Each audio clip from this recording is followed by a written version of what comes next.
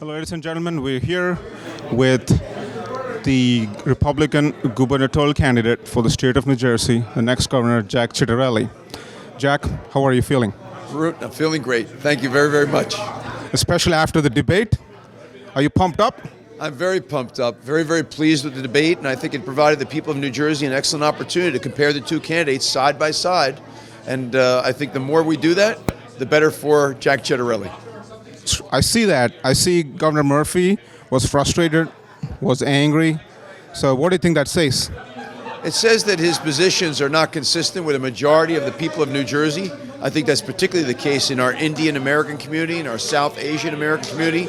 I know the South Asian Americans, Indian Americans believe very strongly in family values, low taxes, pro-business, pro-education.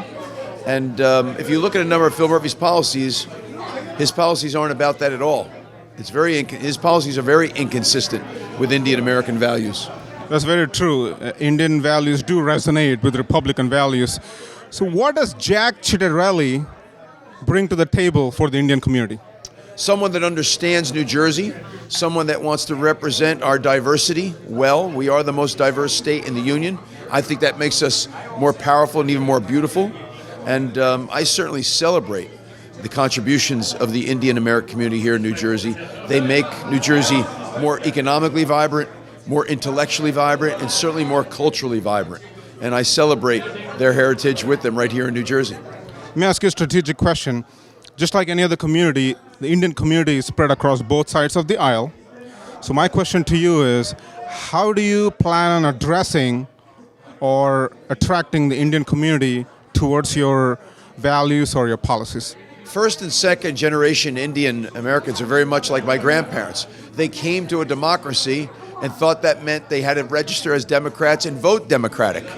And I try to remind people that by Constitution, we are a federal republic with a representative democracy, and that it's better to vote for the person whose ideals are more consistent with your own.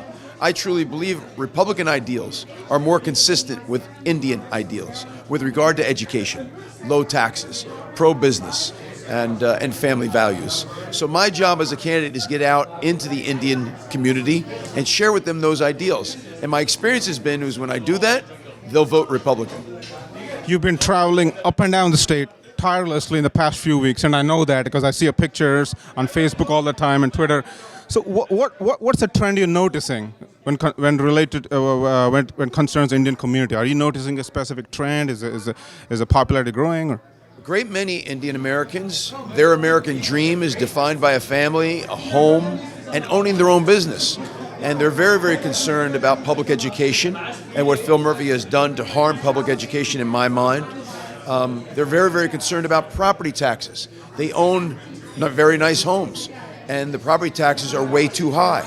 And they own their own businesses, and they realize how difficult it is to do business in New Jersey. Take, for example, right now, help trying to find labor because of what Phil Murphy has done to the labor markets with various policies. So as I go out, I find people very, very frustrated with Phil Murphy's policies and giving Jack Ciattarelli's ideas on how to fix New Jersey a very, very close look. I see, unlike your Republican predecessors, you've been venturing into unexplored territories, be it in terms of religious shrines and places like that. How do you feel? You've been to a few temples and other places before, right? How do you feel? It's a magnificent learning experience. It's just a fascinating journey. It helps you love New Jersey only all the more for all of its diversity. And it'll help me be a better governor, because in meeting with our many ethnic groups, you come to understand their concerns. And as I always say as an elected official, your first job is to listen. So when I get the opportunity to go to those places that you're mentioning, it gives me an opportunity to listen. And in listening, you can learn what it is that you need to do to serve the people of New Jersey. Wonderful. Finally, what's your comment or what's your message to the Indian community at large? My message is this. New Jersey is a state that we love, but we realize in many ways it is broken. Its property taxes are highest in the nation. Our business community, New Jersey is the most difficult place in the country to do business. And I'm very, very concerned about some of the changes that have been made in our public education system. I'm very, very concerned with political leadership like Phil Murphy that doesn't support law enforcement. My experience has been that the Indian community supports law enforcement. They want safety and security in their community. And the way you do that is by supporting our local police. So as governor, I give my word to Indian Americans here in New Jersey and all ethnic groups that will lower property taxes, make New Jersey a better place to do business, provide a high-quality education where you don't have to worry about what your children are being taught, and will always support our local law enforcement. All right, Jack, very good luck and all the very best. Thank you. Thank you.